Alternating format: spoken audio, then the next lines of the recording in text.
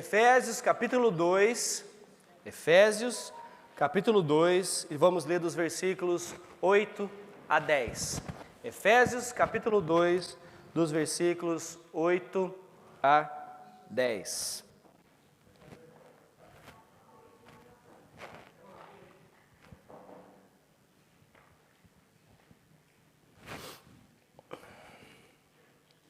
Amém?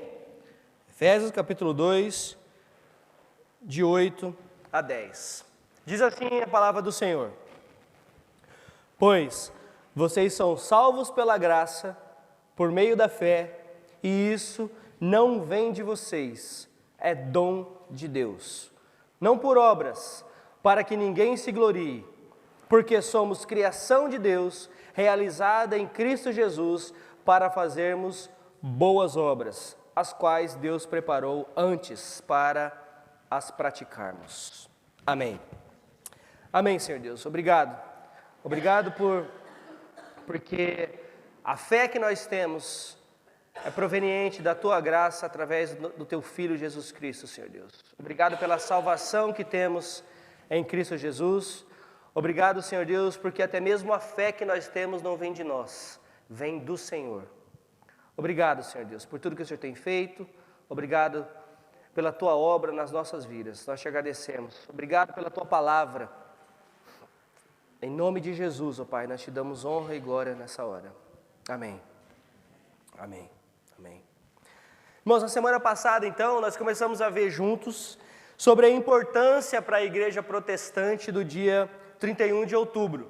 Eu perguntei para vocês, o que vocês fazem dia 31 de outubro? Algumas pessoas falaram assim: a gente não faz nada, a gente não celebra dia 31 de outubro. Outros falaram: é a Light Party, é a festa da luz, né? Mas uma coisa importante que nós precisamos lembrar do dia 31 de outubro de 1517, Martinho Lutero pregou as suas famosas 95 teses da Reforma Protestante nas portas da igreja do castelo de Wittenberg, na Alemanha. Então, a partir dessas 95 teses,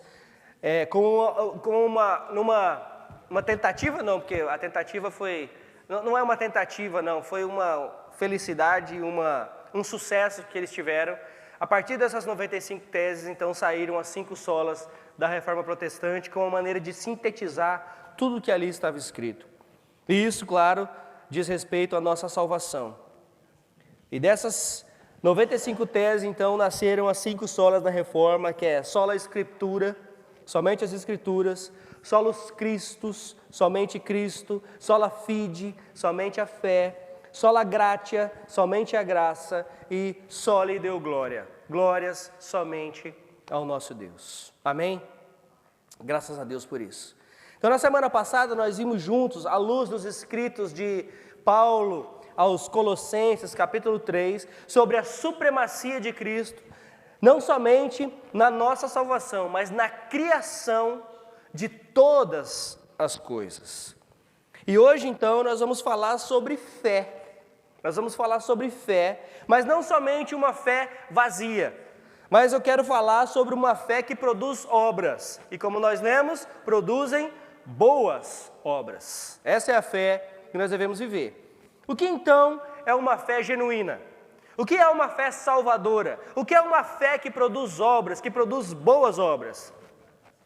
Os reformadores costumavam dizer o seguinte: somente a fé salva, mas fé sozinha não salva. Somente a fé salva, mas fé sozinha não é sinônimo de salvação. O que isso quer dizer? Quer dizer que uma fé genuína no nosso Senhor Jesus, ela gera em nós, que cremos nele, uma transformação de vida. Isso nos leva, porque nós somos transformados pela fé em Cristo Jesus, nós então somos transformados por ele, então passamos a viver uma nova vida. Isso é transformação, isso é fé genuína. E, portanto, começamos a produzir bons frutos. Existem na Bíblia alguns exemplos claros de pessoas que creram em Cristo Jesus, mas não alcançaram salvação. Então precisamos entender essas coisas. Uma coisa é saber acerca de, uma coisa é crer somente nele, uma coisa é saber informações a respeito dele, outra coisa é crer que ele é Senhor e Salvador das nossas vidas. Essas coisas são diferentes. Vejam, em João capítulo 2, por exemplo, João capítulo 2, verso 23 a 25, diz assim: enquanto estava em Jerusalém, preste atenção nesse texto. Enquanto estava em Jerusalém, na festa da Páscoa, muitos viram, vejam, muitos viram os sinais milagrosos que ele estava realizando e creram em seu nome. Mas Jesus não se confiava a eles, pois ele conhecia a todos. Não precisava que ninguém lhe desse testemunho a respeito do homem, pois ele bem sabia o que havia no homem. O que o texto está dizendo é que Jesus sabe, Jesus conhece o homem, Jesus conhece o coração do homem e ele sabe quem realmente crê nele e quem não crê nele. Tiago capítulo 2, versos 14 a 17, de novo, fala sobre fé e obras. Diz assim, Tiago 2, 14 a 17, meus irmãos, qual é o proveito se alguém disser que tem fé, mas não tiver obras? Pode acaso semelhante fé salvá-lo? Se um irmão ou uma irmã estiverem carecidos de roupa e necessitados de alimento cotidiano, e qualquer dentre vós lhe disser, ide em paz, aquecei-vos e fartai-vos, sem contudo lhes dar o necessário para o corpo, qual é o proveito disso? Assim também a fé, se não tiver obras, por si só é morta. E Tiago ainda, mais para baixo um pouquinho, no verso 19, capítulo 2, verso 19, diz que até mesmo os demônios creem e tremem. Até mesmo os demônios creem no Senhor Jesus. Agora, pode um demônio ser salvo? De maneira nenhuma, eles já estão condenados, eles já foram condenados. Então, até eles creem e temem no Senhor Jesus. Então, antes de falar o que é uma fé genuína, vamos falar o que não é uma fé genuína. Primeira coisa, o que não é uma fé genuína? Pensamento positivo. Pensamento positivo pode ser bom para mim, pode ser bom para você. Pensar positivo, acreditar que as coisas vão dar certo, isso é bom até para o nosso cotidiano, que também se a gente tiver um pensamento negativo acerca de tudo, se tudo que está ao nosso lado a gente achar que está ruim, a gente vai viver uma vida miserável, né? Agora, em termos de salvação, em termos de fé genuína no nosso Senhor Jesus Cristo, não tem nada a ver com pensamento positivo. Outra coisa que não é fé genuína, declare e conquiste. Tem um movimento aí do declare e conquiste. Declare em nome de Jesus que essa cadeira vai ser sua, ela vai ser sua. Você tem que visualizar, você tem que pensar que você vai ter uma Ferrari. Prega lá a foto da Ferrari na porta do seu quarto, você vai ter uma um dia. Isso não é fé genuína. Você pode até sonhar com uma Ferrari, você pode até querer uma Ferrari, você pode até trabalhar para ter uma Ferrari, mas não confunda isso com fé salvadora. Isso não tem nada a ver uma coisa com outra. E as pessoas englobam isso tudo no mesmo pacote e dizem que isso é fé. Não, isso não é. Isso é fé que você vai ter uma Ferrari, não é fé em Jesus Cristo. As pessoas até colocam Jesus no meio e falam que Jesus vai te dar. Imagina se Jesus sair dando Ferrari para todo mundo. As ruas de Londres iriam ficar cheias de Ferraris. Imagina os crentes de Clifford Church cheios de Ferrari, pastor Kleber. Não ia prestar, né? Não ia nem querer vir na igreja mais para passear de Ferrari. Né? Outra coisa que a fé genuína não é conhecimento intelectual acerca de Cristo. Não é também concordar com algumas coisas que são ensinadas na igreja. Não é também desenvolver sentimentos por Cristo. Tem pessoas que tratam o Senhor Jesus Cristo como se fosse um namorado. E faz até música para ele. E faz umas declarações de amor para ele, mas na verdade não crê nele. Não é apenas confessar Cristo, veja, não é apenas confessar Cristo, mas confessar e crer verdadeiramente em Cristo. Também não é apenas fazer uma oração de confissão, repetindo o que um pastor ou algum líder te manda repetir. Repita comigo. Repita comigo. Isso não é fé genuína. Então, quando lemos Efésios 2, de 8 a 10, que acabamos de ler, e vemos que somos salvos pela graça, por meio da fé, e isso não vem de nós, mas é dom de Deus, e não por obras, mas para realizarmos boas obras. Boas obras. Podemos concluir, portanto, que salvação, ou a salvação, começa com o sobrenatural de Deus agindo nas nossas vidas. Não vem de nós, é dom de Deus. Então, o sobrenatural de Deus é Ele derramar a sua graça sobre nós e abrir os nossos ouvidos e as nossas mentes, os nossos corações, através do Espírito Santo, porque você ouviu o Evangelho, então a fé lhe é imputada. Isso é o sobrenatural de Deus. Isso é sobrenatural de Deus. Por quê? Porque é o poder de Deus agindo naquele que estava espiritualmente morto, gerando então vida e uma nova vida. Amém? O sobrenatural por quê? Porque é o Espírito Santo de Deus que nos convence do pecado. O que é natural para nós, seres humanos, na verdade, é duvidar da nossa salvação pela graça, por meio da fé. Mas porque ouvimos o Evangelho, o Espírito Santo então nos convence e trabalha em nós de maneira sobrenatural, que então nós cremos. Nós cremos. Nós levantamos, nós acordamos de manhã mortos e vamos dormir vivos. Olha só que coisa linda isso.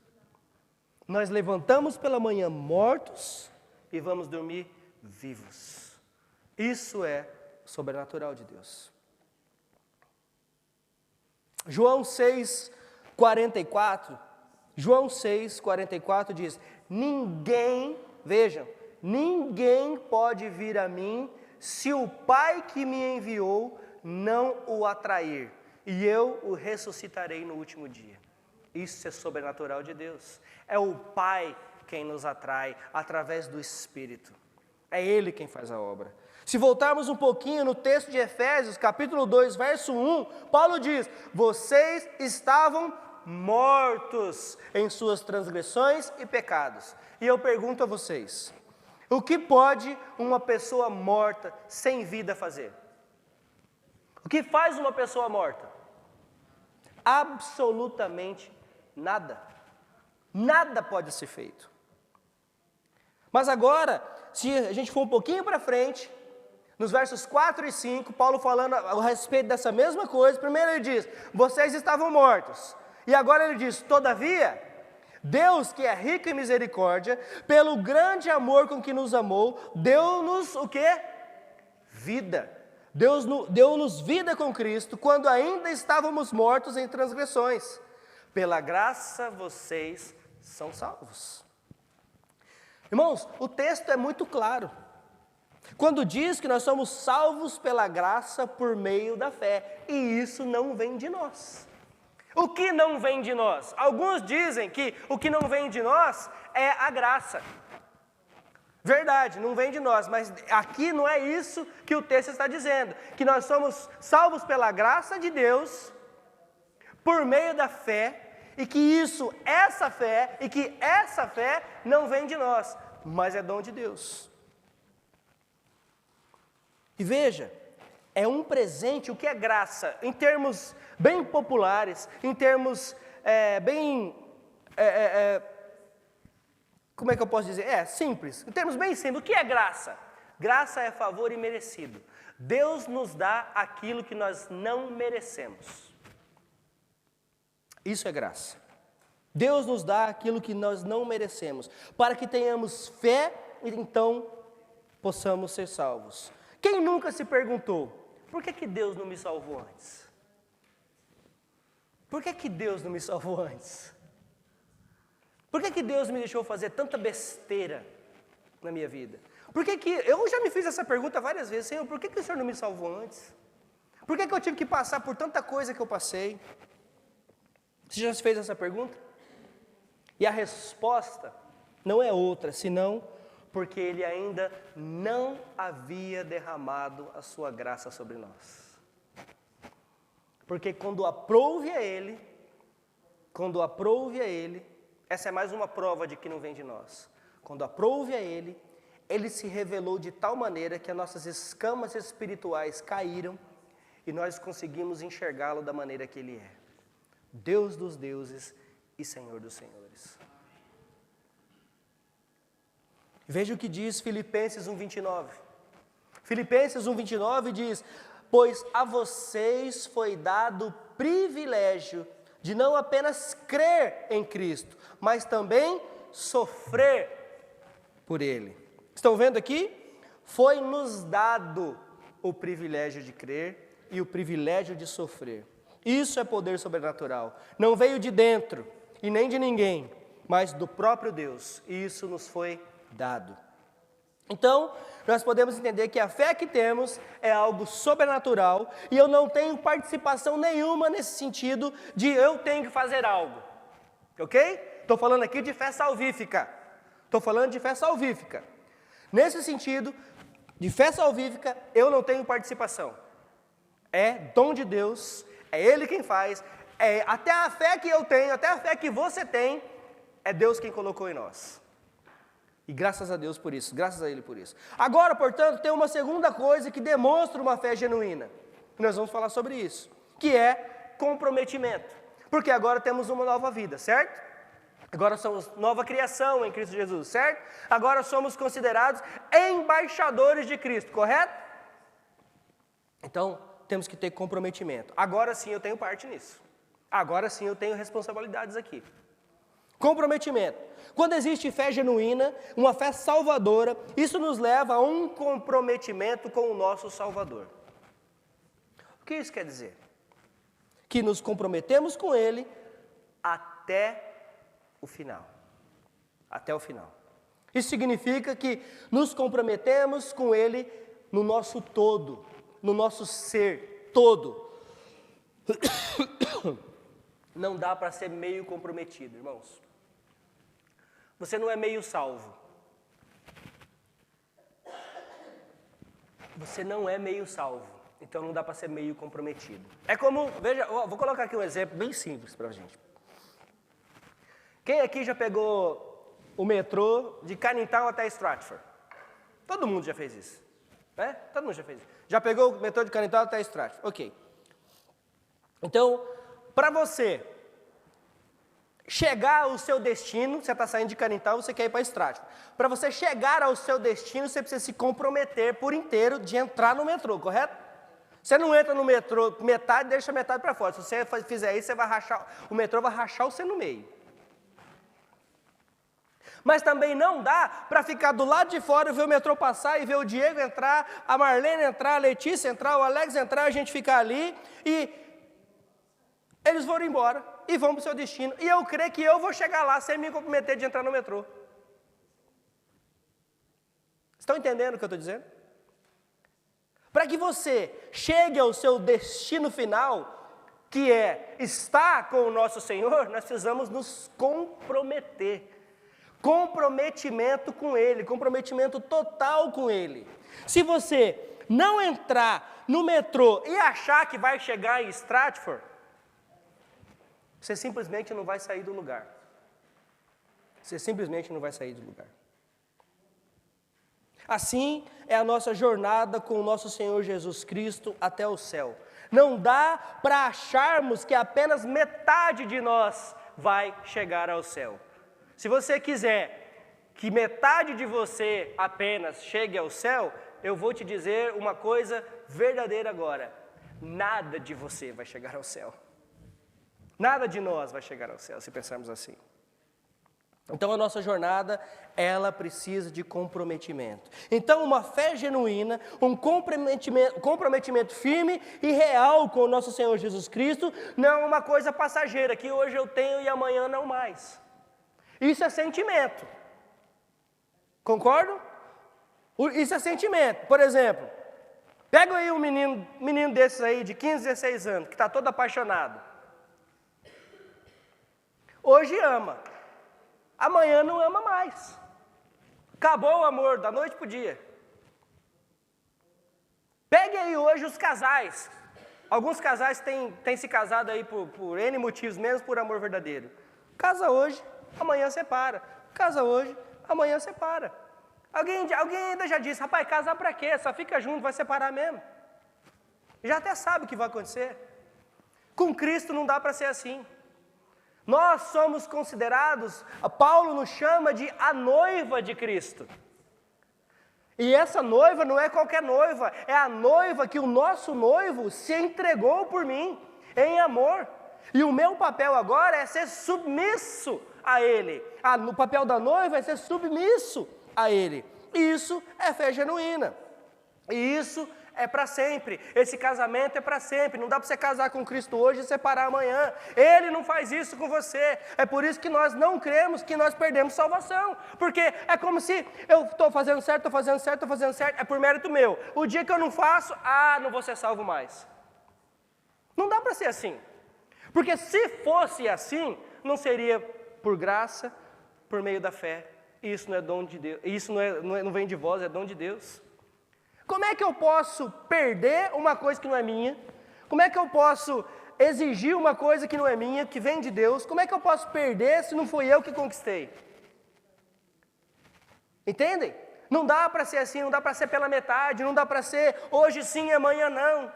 Não dá para ser hoje sim e talvez amanhã, não. É para sempre, é comprometimento. E a fé genuína, ela também envolve arrependimento.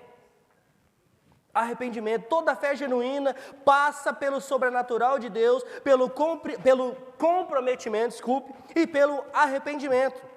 No início do seu ministério, o Senhor Jesus declarou, Marcos 1,15, arrependam-se e creiam nas boas obras.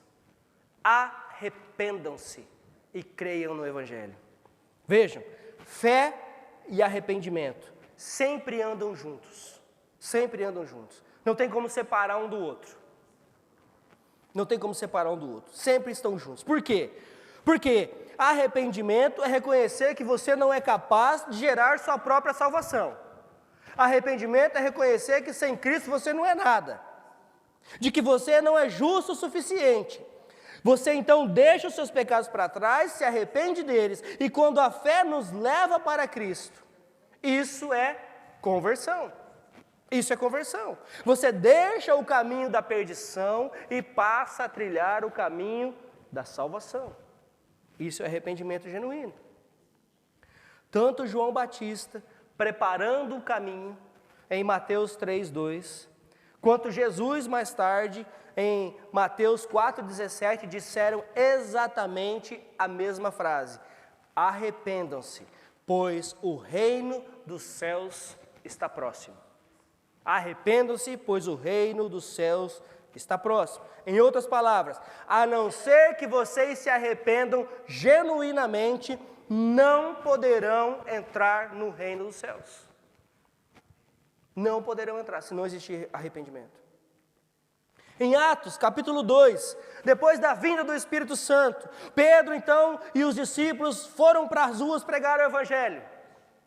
Pedro pregou, explicou o que estava pregando. E os homens que ouviram a mensagem do Evangelho então perguntaram atônitos: irmãos, o que faremos? Pedro disse então, repita comigo esta oração. Pedro disse então, pense positivo. Pedro disse, proclame, declare que é seu. Não, Pedro não disse essas coisas.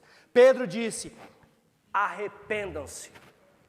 Arrependam-se e sejam batizados em nome de Jesus. Atos capítulo 2, versos 37 e 38. Pedro foi claro. Pedro disse, esse Jesus, a qual vocês crucificaram, Ele é Senhor e Mestre. E Pedro pregando o Evangelho, o Espírito Santo agiu de forma sobrenatural naqueles homens, e as suas escamas espirituais caíram, e eles então caíram em si e perguntaram, e agora? O que poderei eu fazer? Como eu posso me redimir? Pedro disse então, arrependa-se, arrependa-se, arrependa-se. Irmãos, arrependa-se para perdão dos seus pecados.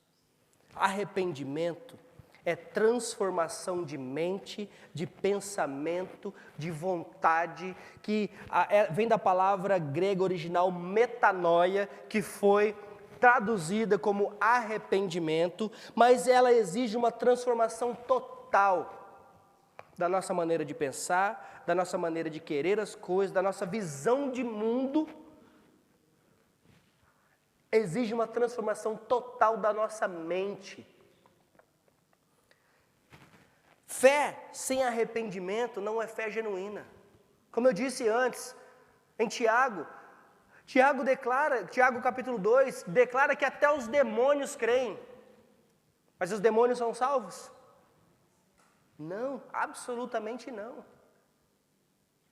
Então, fé genuína exige arrependimento. E assim como arrependimento sem fé, também não é fé genuína. Essas coisas andam juntas, não pode separar.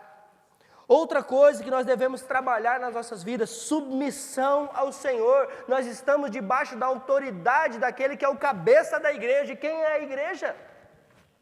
Nós, os crentes no Senhor Jesus, somos a igreja. Submissão. Você quer saber se a sua fé é genuína? Cuidado, eu vou te falar. Quer saber se a sua fé é genuína?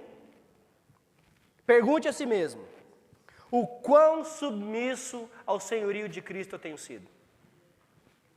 O quão submisso ao Senhor eu tenho sido? Se a sua resposta for positiva a isso, então a sua fé tem sido uma fé genuína. Se a sua resposta for negativa a isso, eu te digo que você tem apenas conhecimento intelectual acerca de Cristo. Não houve uma transformação de vida, não houve uma metanoia ainda na sua vida. Nós não podemos dizer, Jesus, eu creio em Ti, mas Senhor, fique de fora. Entenderam o que eu disse? Não dá para dizer, Senhor, eu creio em Ti, mas, aliás, não é para dizer, Jesus, eu creio em Ti, mas Senhor, fique de fora. Ele não é somente Salvador, Ele é também Senhor. Senhor, Ele é Senhor e Salvador. Veja o que Paulo, escrevendo aos Romanos, diz, Romanos capítulo 10, verso 9. Se você confessar com sua boca que Jesus é Senhor e crer em seu coração que Deus o ressuscitou dentre os mortos, será salvo. Confesse com a boca e creia com o coração. E isso nos leva, além desse compromisso de submissão, também à obediência. Obediência. Veja, eu estou falando de características de uma fé verdadeira, de uma fé salvadora, de alguém que creu verdadeiramente em Jesus e que, portanto, precisa exercitar essas coisas.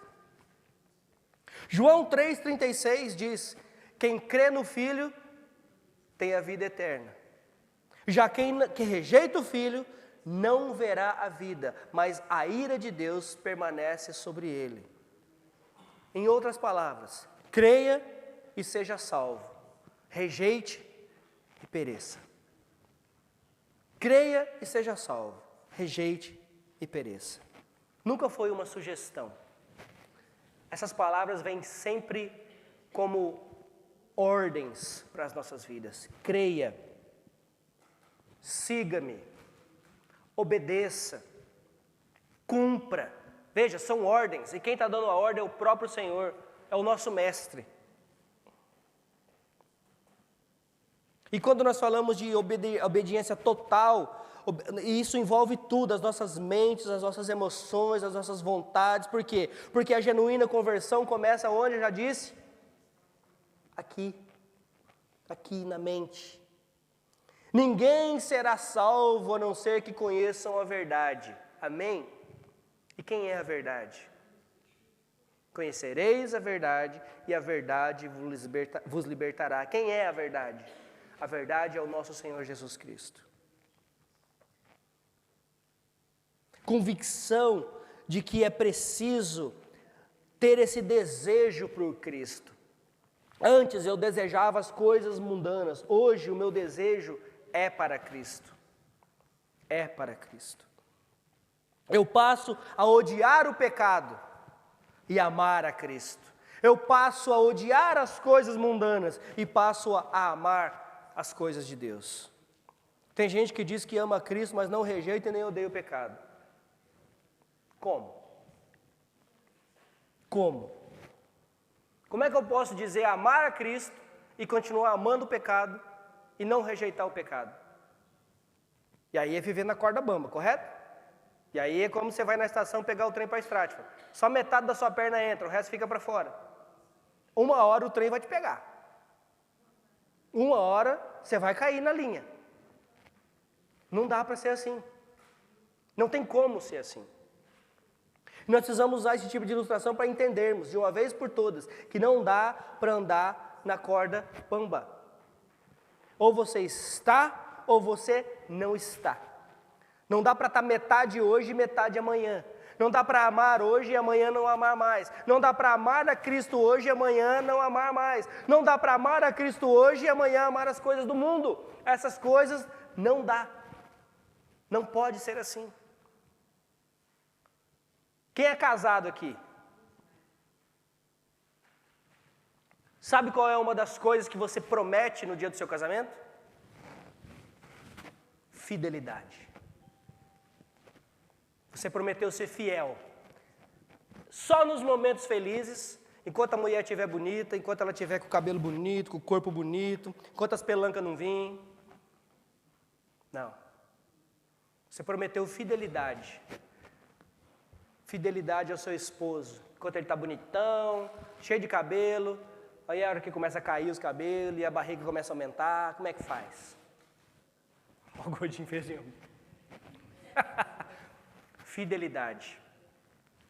Na doença, na saúde, na riqueza, na pobreza, nós prometemos fidelidade, não é? É exatamente isso que nós devemos ao Senhor Jesus.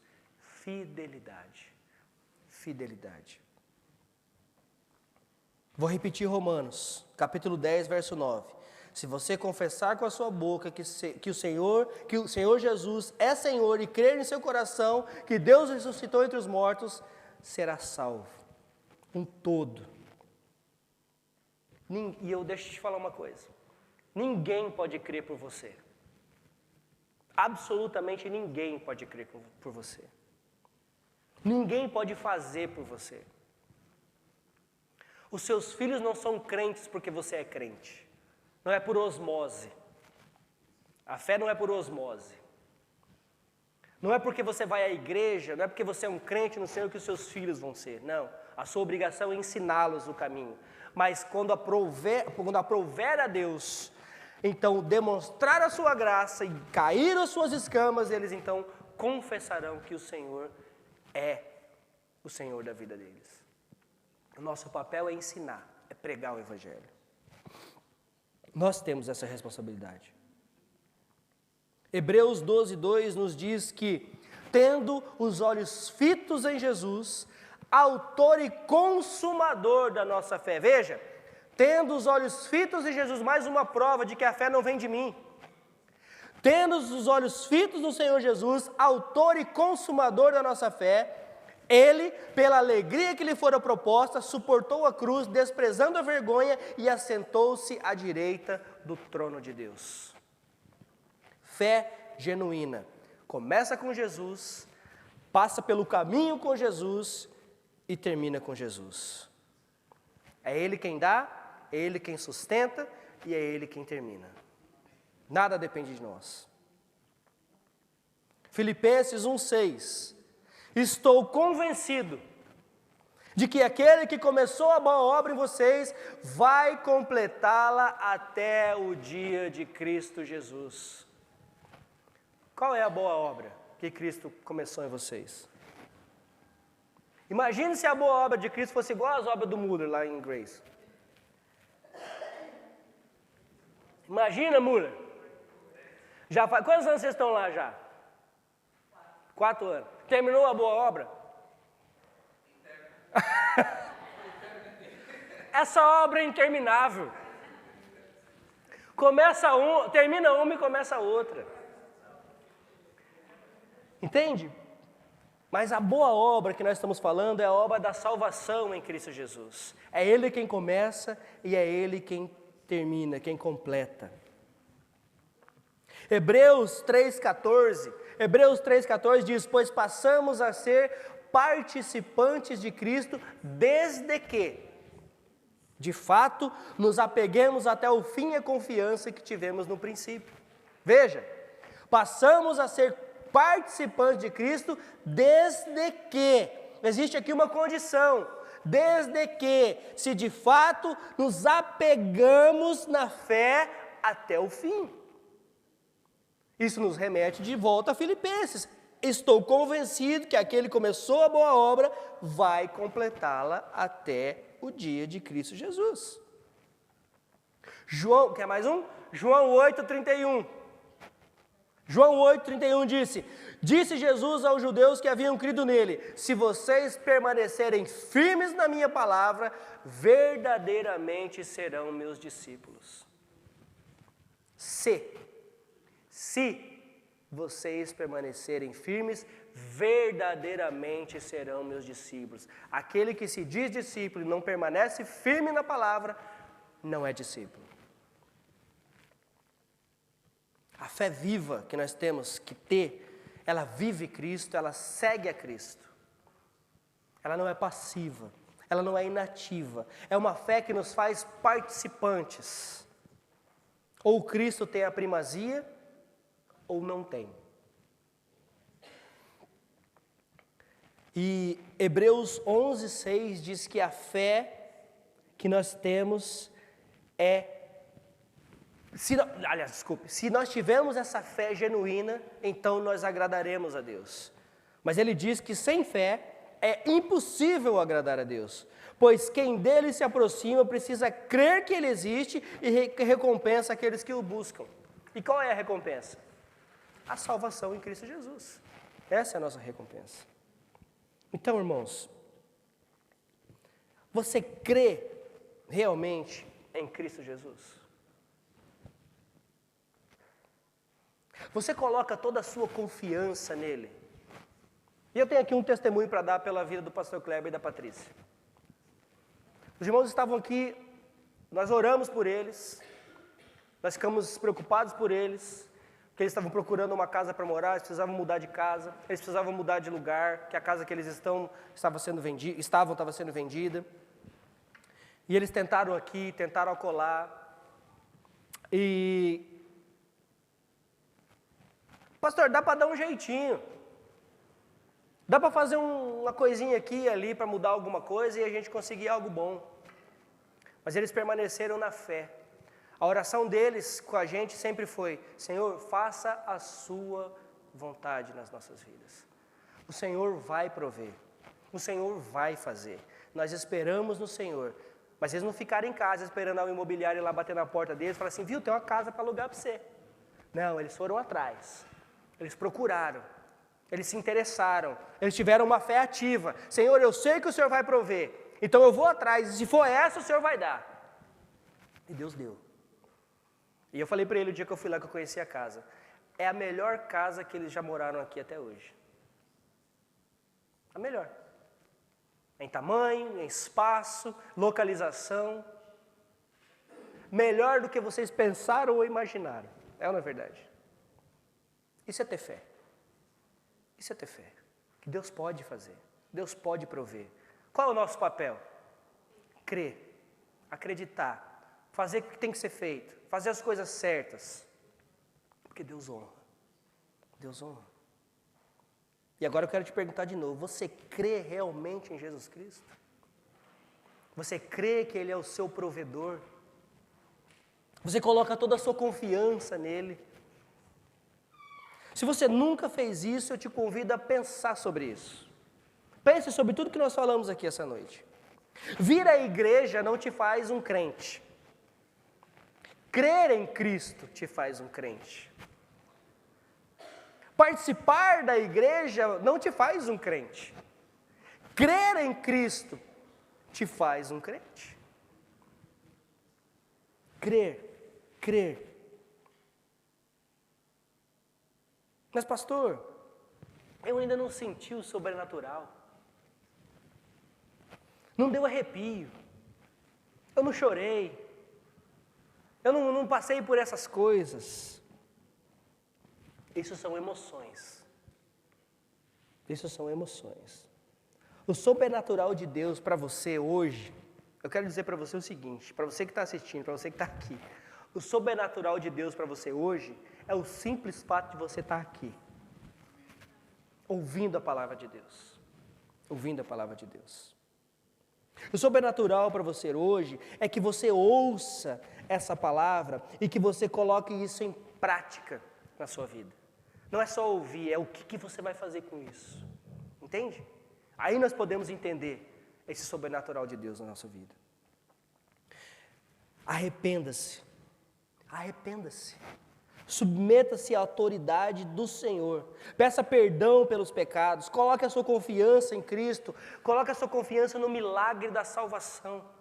O maior milagre que Deus pode fazer por você, o maior milagre que Deus fez por mim, não foi ressuscitar dos mortos, não foi nada disso.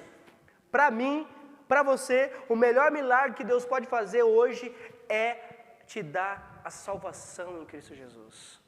Esse é o maior milagre. Não espere por outro. Eu te garanto que se você se arrepender genuinamente, colocar toda a sua confiança em Cristo Jesus, essa será a melhor coisa que você vai fazer em toda a sua vida. Não existe outra. E para aqueles que já fizeram isso, aqueles que já creem, aqueles que se arrependeram, aqueles que têm passado por tribulações e têm continuado firmes no Senhor Jesus, permaneçam firmes até o final, pois a coroa da justiça está guardada para nós. Ela está guardada. E eu quero citar de novo Filipenses 1,6. Aquele que começou a boa obra em vocês é fiel para completá-la até o dia de Cristo Jesus. Até o dia de Cristo Jesus. Amém? Vamos orar, vamos ficar em pé?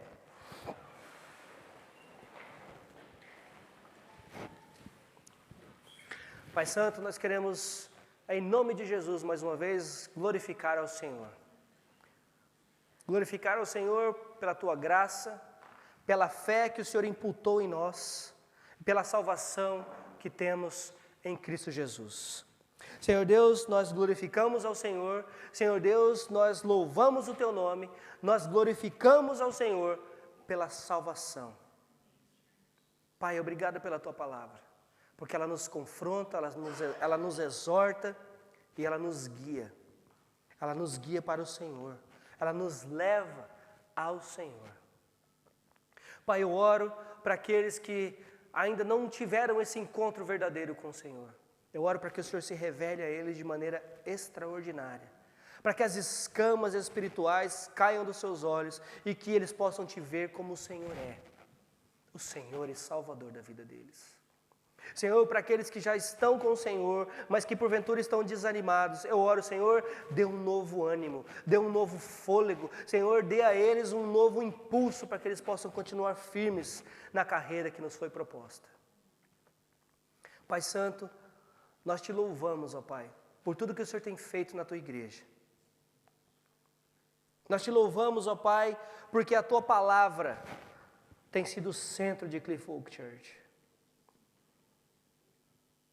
Pai Santo, nós te louvamos por cada irmão, por cada irmã, por cada pessoa que tem se dedicado,